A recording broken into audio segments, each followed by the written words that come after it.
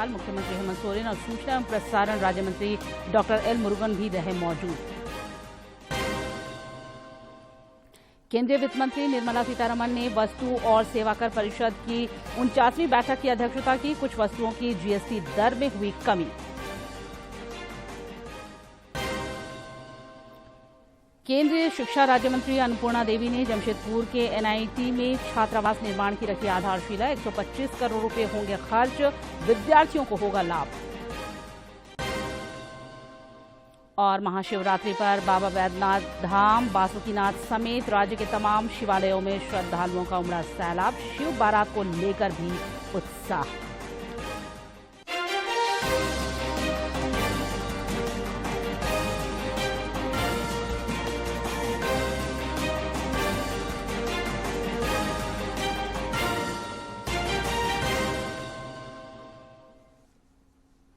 नमस्कार, खबरें झारखंड में आपका स्वागत है। मैं हूं निशा दीपिका सोरेन और अब समाचार विस्तार से। सीपी राधाकृष्णन ने आज झारखंड के 11वें राज्यपाल के तौर पर शपथ ली। झारखंड उच्च न्यायालय के कार्यकारी मुख्य न्यायाधीश अपरेश कुमार सिंह ने उन्हें शपथ दिलाई। राजभवन परिसर के बिरसा मंडप में आयोजित शपथ ग्रहण समारोह में श्री राधाकृष्णन ने अंग्रेजी में शपथ ली। शपथ ग्रहण समारोह में तेलंगाना की राज्यपाल डॉक्टर तमिलिसाई सौंदरराजन, झारखंड के मुख्यमंत्री हेमंत सोरेन, केंद्रीय सूचना और प्रसारण राज्य मंत्री डॉक्टर एल मुरुगन समेत राज्य सरकार के कई मंत्री और विधायक मौजूद थे। इसके अलावा समारोह में चेन्नई से भी काफी संख्या में लोग शामिल हुए। शपथ ग्रहण के बाद राज्यपाल ने पत्रकारों से बातचीत में कहा कि राज्य का विकास उनकी प्राथमिकता होगी।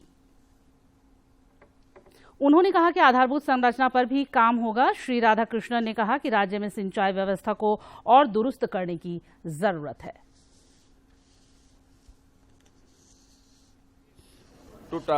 To develop this state, there is no answer for removing the poverty without development. Development is the only answer for eradication of poverty. So ultimate aim will be on development. We will try our best to take care of the healthcare, infrastructure development, irrigation development, protected water for the villages. We will be taking care for the housing. So that is the thinking running in my mind. We all, with all your cooperation, we will work towards the development of Jharkhand. शपथ लेने के बाद राज्यपाल CP Radhakrishnan भगवान बिरसा मुंडा की जन्मस्थली उलीहातू पहुंचे। उलीहातू में उन्होंने भगवान बिरसा मुंडा की प्रतिमा पर माल्यार्पण कर श्रद्धांजलि अर्पित की और उन्हें नमन किया। यहां उन्होंने बिरसा ओड़ा परिसर में उनके वंशजों से भी मुलाकात की। राज्यपाल के आगमन को लेकर स्थानीय ग्रामीण काफी उत्साहित नजर आए। बाद में पत्रकारों से बातचीत में राज्यपाल ने कहा कि बिरसा मुंडा की जन्मस्थली आकर उन्हें काफी अच्छा लगा। उन्होंने कहा कि 123 वर्ष पूर्व भगवान बिरसा मुंडा के क्रांतिकारी आंदोलन को लोग आज भी याद करते हैं।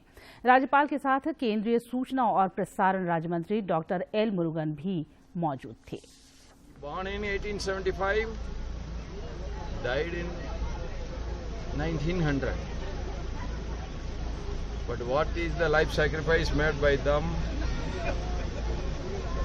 is the today's independence and what we are enjoying.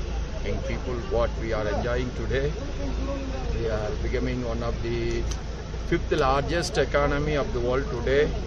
It's all because of their sacrifice. We remember it.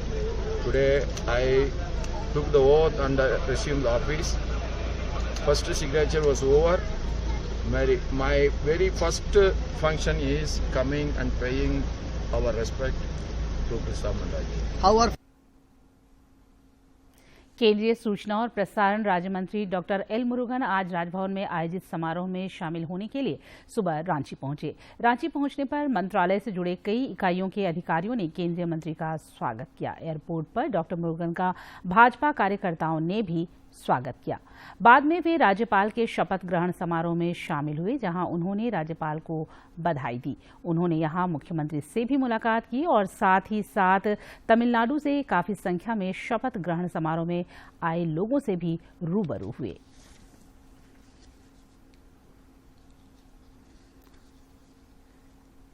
केंद्रीय वित्त मंत्री निर्मला सीतारमण की अध्यक्षता में आज नई दिल्ली के विज्ञान भवन में जीएसटी परिषद की 49वीं बैठक हुई। बैठक के बाद केंद्रीय वित्त मंत्री ने प्रेस वार्ता को संबोधित करते हुए कहा कि पेंसिल और शार्पनर्स पर जीएसटी की दर घटाकर 12% किया गया है। पहले यह दर 18% था। वहीं तरल गुड़ की खुदरा बिक्री पर जीएसटी समाप्त कर दी गई है। उन्होंने बताया कि टिकाऊ कंटेनरों पर लगे टैग, ट्रैकिंग डिवाइस या डेटा लॉगर्स पर जीएसटी की दर कुछ शर्तों के साथ 18% से घटाकर 0 किया गया है। And the same amount will be recouped from the future compensation cess collection. So the amount is not with us, but we are still giving it with our own resources, and the total which is being given out is 16,982 crores. With this release, therefore, the centre would clear the entire provisionally admissible compensation cess dues for 5 years as envisaged in the GST Compensation to States Act 2017. Ramgarh उपचुनाव को लेकर राजनीतिक सरगर्मियां तेज हो गई हैं। एक तरफ यूपीए महागठबंधन के प्रदेश स्तरीय शीर्ष नेता अपने प्रत्याशी की जीत के दावे मजबूत कर रहे हैं, तो दूसरी तरफ एनडीए गठबंधन में शामिल भाजपा के प्रदेश अध्यक्ष दीपक प्रकाश ने वर्तमान सरकार के कमियों को उजागर किया।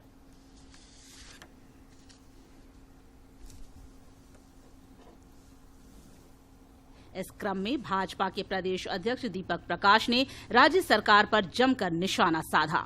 उन्होंने कहा कि वर्तमान राज्य सरकार झूठ की बुनियाद पर टिकी है और बेरोजगारों के साथ सरकार ने छलावा किया है। भ्रष्टाचार युक्त और विकास मुक्त सरकार रही है। नौजवान की आत्मा को झकझोरने का काम किया। नौजवानों के भविष्य पर प्रश्न चिन्ह खड़ा करने का काम हेमंत सोरेन जी की सरकार ने किया। सरकार संपोषित स्टेट स्पॉन्सर्ड करप्शन अगर कहीं पूरे देश में है तो इस राज्य में है। फैमिली स्पॉन्सर्ड करप्शन अगर किसी देश में है तो झारखंड में है। एनडीए प्रत्याशी के पक्ष में पटेल ने जनसंपर्क चलाया। उन्होंने वर्तमान सरकार की खामियों को उजागर किया और कहा कि राज्य सरकार सभी मोर्चे पर फेल है कि ये 3 साल में जो वर्तमान यूपीए गठबंधन सरकार ने राज्य को किस अवस्था में पहुंचा दिया है, चाहे वह भ्रष्टाचार का बात हो, चाहे वह विधि व्यवस्था की बात हो, चाहे युवाओं को रोजगार देने की बात हो, हर जगह हर सिस्टम में सरकार फेल है। उधर यूपीए घटक दल के नेताओं ने भी प्रचार अभियान तेज कर दिया है। कांग्रेस के प्रदेश अध्यक्ष राजेश ठाकुर ने कहा कि पिछले चुनाव में जो हश्र विपक्ष का हुआ वैसा ही कुछ रामगढ़ उपचुनाव में होगा। कांग्रेस नेता सुबोधकांत सहाय ने भी जीत के दावे किए। जो हश्र हुआ था पिछली बार, तो उन्होंने ये सही है कि आजसू के आगे घुटने टेक दिए हैं, और घुटने टेक लोग कभी चुनाव नहीं जीतते। एक दूसरे ने दोनों के आगे घुटना टेकने का काम किया है। ये आधे रास्ते में फिर से चुनाव हो रहा है। ममता देवी का मेंबरशिप खत्म हुआ, जेल चली गई, तो आज तो और भी ये सार्थक हो गया है कि क्या लोग जन आंदोलन को जो लोग लीड करते हैं, जो लोग उसकी नेतृत्व करते हैं, वो क्या दोषी हो जाएंगे। दूसरी ओर एंटक के राष्ट्रीय अध्यक्ष रमेंद्र कुमार ने भी भाजपा पर निशाना साधा कि राजनीति पलटा है, करवट लिया है, और उसी का सिग्नल है रामगढ़ विधानसभा। देश में भी बीजेपी हराओ, देश बचाओ का नारा दिया है, बातें चल रही है। रामगढ़ उपचुनाव के लिए 27 फरवरी को मतदान होगा। ऐसे में चुनाव प्रचार को लेकर सभी पार्टियों ने ताकत झोंक दी है। रामगढ़ से के तिवारी की रिपोर्ट। मुख्यमंत्री हेमंत सोरेन से आज कांग्रेस के प्रदेश अध्यक्ष राजेश ठाकुर, कुमार राजा, झामुमो के वरिष्ठ नेता विनोद पांडे और फागू बेसरा ने मुलाकात कर बाजार शुल्क से संबंधित विधेयक को लेकर एक ज्ञापन सौंपा। प्रतिनिधिमंडल ने मुख्यमंत्री से बाजार शुल्क से संबंधित विधेयक में 2% कृषि कर के अधिरोपण पर पुनर्विचार करने का आग्रह किया। प्रतिनिधिमंडल के सदस्यों ने मुख्यमंत्री को वर्तमान हालात से भी अवगत कराया। झारखंड कृषि उपज और पशुधन विपणन विधेयक के विरोध में आज भी लगातार चौथे दिन व्यापारियों की हड़ताल जारी रही। वहीं चैम्बर ऑफ कॉमर्स की ओर से आज आधे दिन की बंदी का ऐलान किया गया था, जिसे 12 संगठनों ने समर्थन दिया। राजधानी रांची में इसका कुछ जगहों पर मिलाजुला असर देखा गया। इससे पहले कल चैम्बर के सदस्यों ने कृषि मंत्री के आवास पर धरना दिया था। धरना के दौरान मंत्री बादल ने व्यापारियों से मुलाकात की, जिसमें उन्होंने कहा कि व्यापार हित में निर्णय लिया जाएगा और व्यापारियों की मांग सुनी जाएगी। हालांकि चैम्बर ऑफ कॉमर्स बिल वापसी की मांग पर अड़ा है। केंद्रीय शिक्षा राज्य मंत्री अन्नपूर्णा देवी आज जमशेदपुर स्थित राष्ट्रीय प्रौद्योगिकी संस्थान NIT पहुंची। यहां उन्होंने छात्राओं के लिए बहुप्रतीक्षित छात्रावास का भूमि पूजन किया और आधारशिला रखी। करीब 125 करोड़ रुपए की लागत से इस छात्रावास का निर्माण किया जाएगा। यहां 1000 छात्रों और 300 छात्राओं के रहने की सुविधा होगी। इस छात्रावास की कमी यहां काफी अरसे से महसूस की जा रही थी। इस दौरान केंद्रीय शिक्षा राज्य मंत्री ने कहा कि केंद्र सरकार लगातार बुनियादी सुविधाओं के विस्तार पर भी ध्यान दे रही है। उन्होंने कहा कि नई शिक्षा नीति विद्यार्थियों के लिए एक नया अवसर भी है।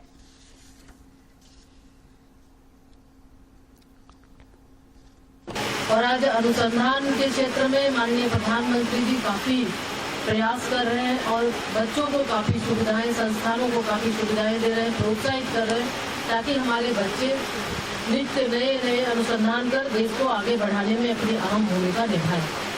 और आज इसी क्रम में आज इस भूमि पूजन कार्यक्रम में, क्योंकि जब दूर दूर से हमारे छात्र छात्राएं आते हैं तो उन्हें हर तरह की सुविधाएं, हर तरह की व्यवस्थाएं मिल सके। अभी कार्यक्रम के पहले डायरेक्टर साहब से बात हो रही थी, तो बहुत सारे ऐसे बच्चे जो एडमिशन लेते हैं लेकिन क्योंकि उनके लिए आवासन की व्यवस्था नहीं थी बहुत पूरी तरह से, तो इसके वजह से बहुत दिक्कतें आती थी। तो अब 1000 बेड के जो ये आवासन की व्यवस्था है, इससे बच्चों को सुविधा मिलेगी। बच्चों के लिए 1000 और बच्चियों के लिए, लड़कियों के लिए 300 बेड क्षमता की 2 अत्याधुनिक सुविधाओं से लैस यहाँ पे पूरी सुविधा से सुसज्जित होकर हॉस्टल बनेंगे, ताकि बच्चों को रहने में कोई परेशानी न हो। राज्य के खान सचिव अबू बकर ने कहा है कि झारखंड कोयला, लौह अयस्क, तांबा, अयस्क, अब्रक और कोबाल्ट का प्रमुख उत्पादक है। श्री सिद्दीकी आज नवीनतम तकनीक का खनन उद्योग पर प्रभाव विषय के तहत रांची में इंडियन चैम्बर ऑफ कॉमर्स द्वारा 5वें माइनिंग कॉन्क्लेव में बतौर मुख्य अतिथि के तौर पर बोल रहे थे। इस दौरान उन्होंने कहा कि खनन में बढ़ते मशीनीकरण, कच्चे माल की उपलब्धता और प्रतिस्पर्धी मूल्य वाले श्रम लागत के कारण झारखंड विश्व स्तर पर निवेशकों को आकर्षित करता रहा है। उन्होंने कहा कि आज भी हम देश में ऊर्जा आवश्यकता को पूरा करने के लिए जीवाश्म ईंधन यानी खनन उद्योगों पर ही निर्भर है।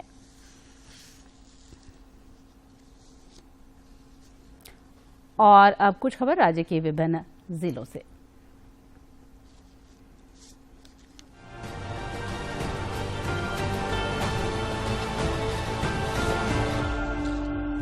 मुख्यमंत्री हेमंत सोरेन ने महाशिवरात्रि के पावन अवसर पर राज्यवासियों को शुभकामनाएं दी हैं और सबों को जोहार कहा है। उन्होंने ट्वीट में लिखा है कि भगवान महादेव आप सभी पर अपनी कृपा बनाए रखें, सभी स्वस्थ, सुखी और समृद्ध रहें, यही कामना करता हूं। शिक्षा राज्य मंत्री अन्नपूर्णा देवी ने भी महाशिवरात्रि पर राज्य की जनता और देशवासियों को बधाई दी है। उन्होंने सोशल मीडिया पर एक वीडियो जारी करते हुए लिखा है, ओम नमः शिवाय। राजधानी दिल्ली में 22 और 23 फरवरी को इंटक का राष्ट्रीय महाधिवेशन होगा। जमशेदपुर के बिष्टुपुर में प्रदेश अध्यक्ष राकेश्वर पांडे ने बताया कि महाधिवेशन में इंटक के राष्ट्रीय अध्यक्ष संजीव रेड्डी और कांग्रेस अध्यक्ष मल्लिकार्जुन खड़गे उपस्थित रहेंगे। 6,500 यूनियन एफिलिएटेड यूनियन है, उसका महाधिवेशन 22-23 फरवरी को दिल्ली के ताल कटोरा स्टेडियम में होने जा रहा है।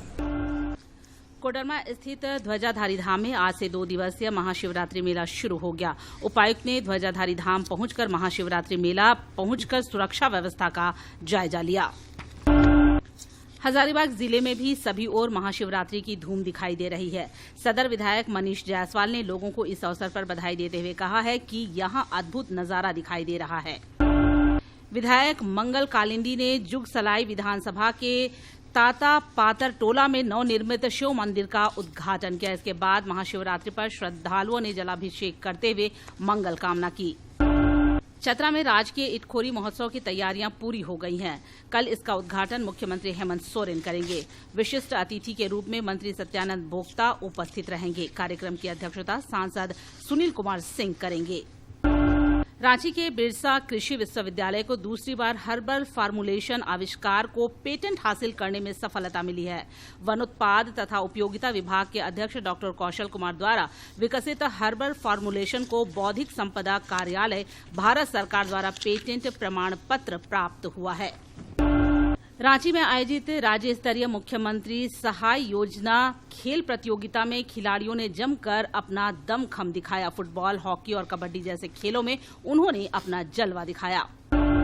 साहिबगंज जिले के ओझा टोली गंगा घाट पर नमामि गंगे योजना के माध्यम से 1,60,000 हिल्सा मछली के अंडे और स्पान को नदी में छोड़ा गया। इससे मछुआरों की आय में वृद्धि होगी।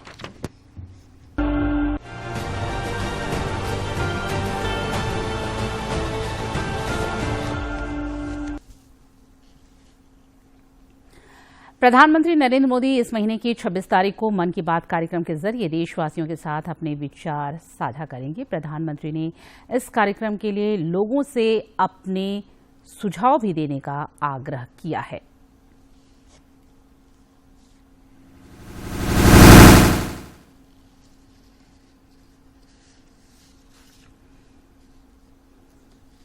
बात है जन जन की, संघर्षों के कुछ किस्से, कहानी कुछ सफलताओं की, अनकही विरासत की, उम्मीदें नए भारत की। महीने के आखिरी रविवार का रहता है इंतजार। ब्रह्मपुत्र के घाट से हिमालय के विस्तार तक होती है मन की बात प्रधानमंत्री के साथ। तो सुनिए इस महीने 26 फरवरी सुबह 11 बजे आकाशवाणी और दूरदर्शन के सभी चैनलों पर मन की बात के प्रादेशिक भाषाओं में अनुवाद का पुनः प्रसारण आप सुन सकते हैं रात 8 बजे आकाशवाणी और दूरदर्शन के सभी प्रादेशिक चैनलों पर। तो याद रखें, रविवार 26 फरवरी सुबह 11 बजे मन की बात।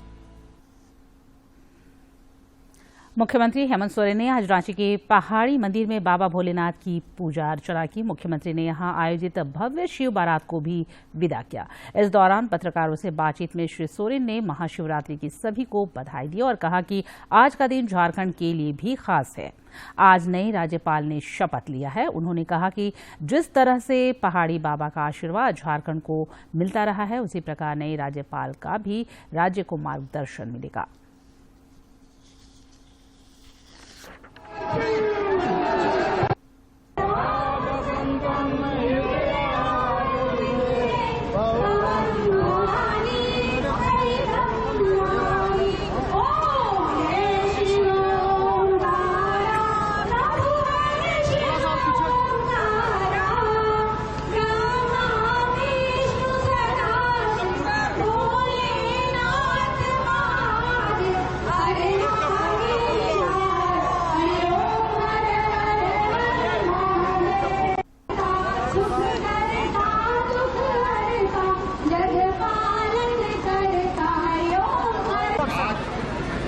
हमारे बीच सुभाष गांधी भी आए हुए हैं।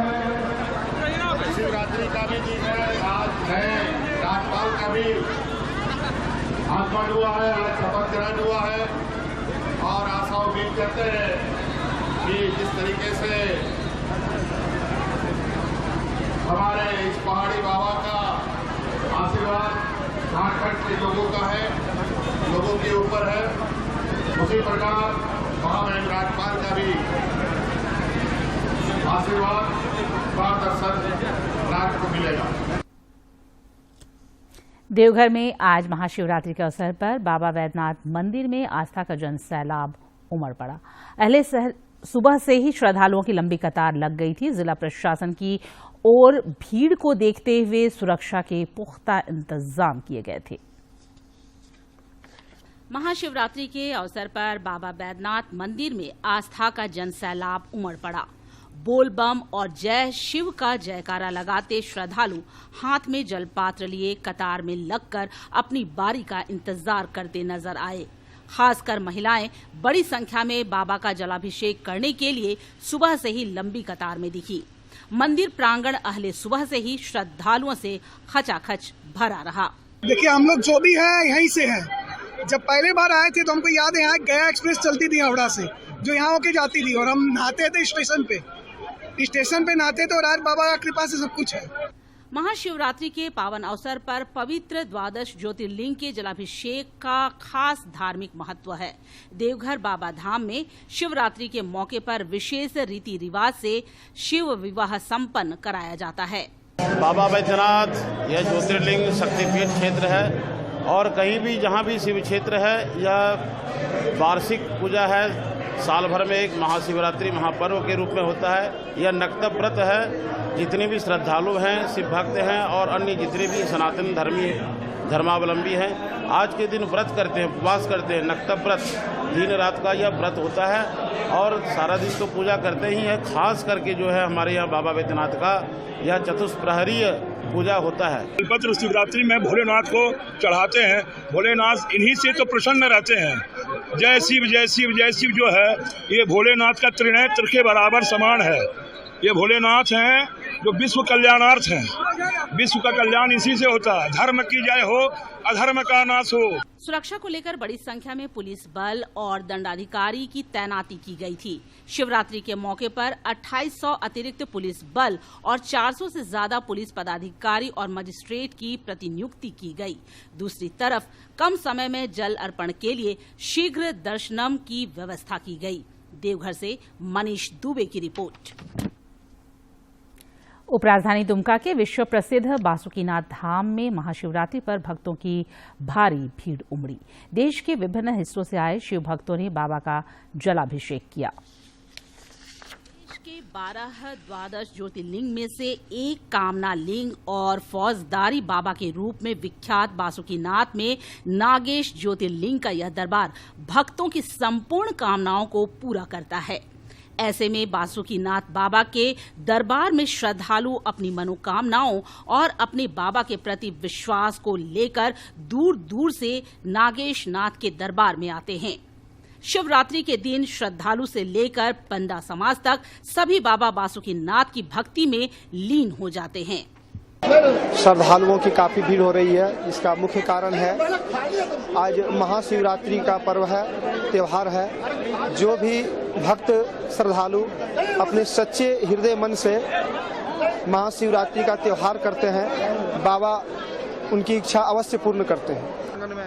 बाबा भोलेनाथ के दरबार में जाता है, माता पार्वती के मंदिर में जाकर उस उत्तम को चढ़ाया जाता है। और ऐसा मान्यता भी है, अगर वो लावा कासा का प्रसाद कुमारी कन्याओं के माथा पर बाबा भोलेनाथ माता पार्वती का स्मरण करके लगाया जा, जिसकी शादी नहीं होती है, इसका अर्चन लगता है, तो यह मान्यता है कि अवश्य उसकी शादी अविलंब होगी। ऐसा मान्यता है बाबा बासुकीनाथ के दरबार में। संताल परगना के पुलिस उप महानिरीक्षक सुदर्शन प्रसाद मंडल ने बताया कि बासुकीनाथ पहुंचे शिव भक्तों की सुविधा और सुरक्षा के लिए व्यापक इंतजाम किए गए थे।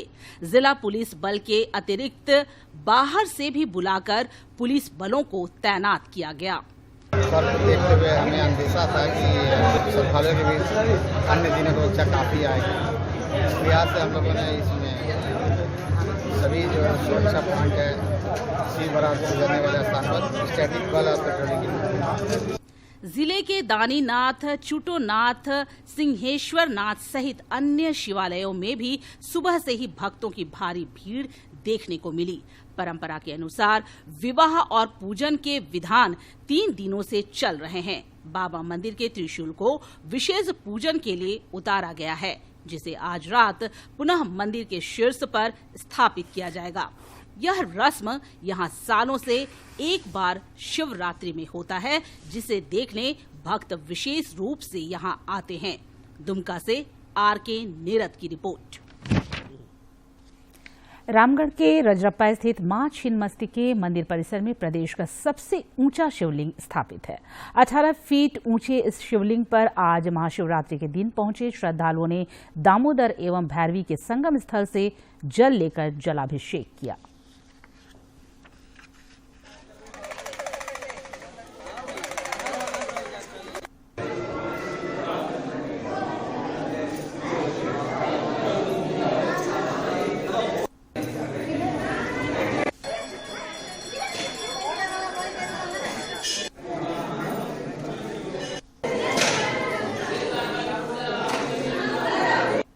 आज शिवलिंग मां छिन्नमस्ता के समक्ष में 18 फीट का शिवलिंग, आज उनका पूजा अर्चना भक्त लोग आ रहे हैं, पूजा करने जा रहे हैं। अभी भी इधर खूंटी के प्रसिद्ध बाबा आमरेश्वर धाम में महाशिवरात्रि के मौके पर लोगों की भीड़ दिखी। बाबा भोलेनाथ के भक्तिमय गीतों के बीच श्रद्धालु क्रमबद्ध तरीके से पूरी भक्ति भावना के साथ पूजा अर्चना करते रहे। बाबा आमरेश्वर धाम प्रबंध समिति ने भक्तों के लिए सभी सुविधाएं उपलब्ध कराई थी। मंदिर परिसर में ही पूजन सामग्रियों की सुलभता के कारण भक्तों में उत्साह देखा गया। वहीं सुरक्षा को लेकर भी प्रबंध समिति और प्रशासन द्वारा विशेष प्रबंध किए गए थे।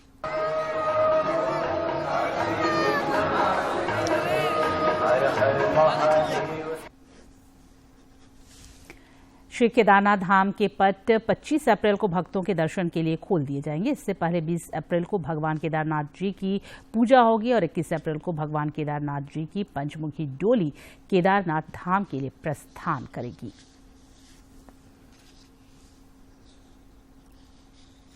चतरा में 3 दिवसीय राजकीय इटखोरी महोत्सव कल से मां भद्रकाली मंदिर परिसर में शुरू होगा। मुख्यमंत्री हेमंत सोरेन इस राजकीय महोत्सव का उद्घाटन करेंगे। श्रम और नियोजन मंत्री सत्यानंद भोक्ता और कला संस्कृति मंत्री हफीजुल हसन विशिष्ट अतिथि होंगे, जबकि चतरा सांसद सुनील कुमार सिंह कार्यक्रम की अध्यक्षता करेंगे। 3 दिवसीय इस इटखोरी महोत्सव में कई रंगारंग कार्यक्रम भी होंगे। महोत्सव में राष्ट्रीय पटल पर इटखोरी का पुरातात्विक महत्व विषय पर विशेष संगोष्ठी का भी आयोजन किया जाएगा, जिसमें कई प्रसिद्ध वक्ता अपने विचार रखेंगे।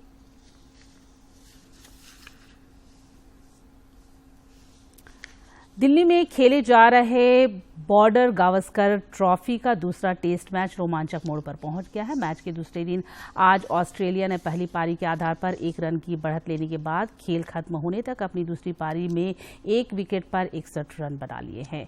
ट्रेविस हेड और मॉर्नस लाबुशेन नाबाद हैं।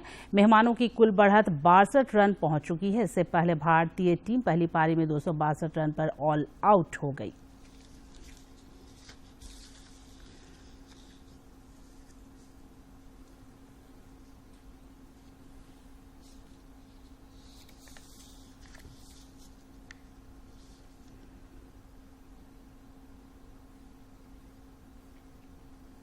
और अंत में मुख्य समाचार एक बार फिर।